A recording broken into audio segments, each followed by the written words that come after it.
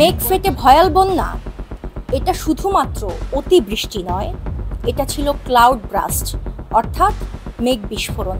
ভারতের জম্মু কাশ্মীরের ৬৪ গ্রামে ১ ঘন্টার মধ্যেই ৩০০-র বেশি মানুষের মৃত্যু। এটি কি শুধুই ভয়াল বন্যা নাকি এটা মেঘ বিস্ফোরণ?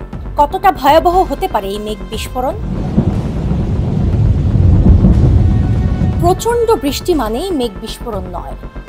অতি ভারী বৃষ্টি কয়েক ঘন্টা বা সারা দিন ধরে চলতে পারে এবং ধীরে ধীরে পানি জমে তৈরি হয় বন্যা। কিন্তু মেঘ বিস্ফোরণ ঘটে পুরোটা হঠাৎ, আকস্মিকভাবে।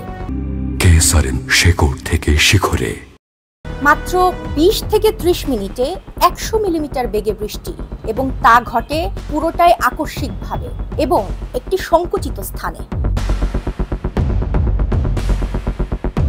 ১৪ আগস্ট কিশতুয়া জেলার ৪০০টিরও বেশি এলাকায় মেঘ বিস্ফোরণ ঘটে, ফলে ৩০০ জন নিহত, শতাধিক আহত। বহু ঘর বাড়ি, সেতু, রাস্তা, মাটি, কাদা ঢলের নিচে নিশ্চিহ্ন। এক তাণ্ডব যার পেছনে প্রকৃতি নয়, দায়ী আমরাই। কেন ঘটে এই মেঘ বিস্ফোরণ? পাহাড়ি অঞ্চলে উষ্ণ ও আর্দ্র বাতাস হঠাৎ ঠান্ডা হয়ে গিয়ে তৈরি করে কিউমুলোনিম্বাস মেঘ। এই মেঘ ফেটে যায়, ফলাফল প্রবল বর্ষণ, পাহাড় ধস, আকস্মিক বন্যা। জলবায়ু পরিবর্তন, বন উজাড় এবং পাহাড় ধসের ফলে দিনে দিনে বেড়েই চলেছে এই মেঘ বিস্ফোরণ। বাংলাদেশও কি এর ঝুঁকির বাইরে?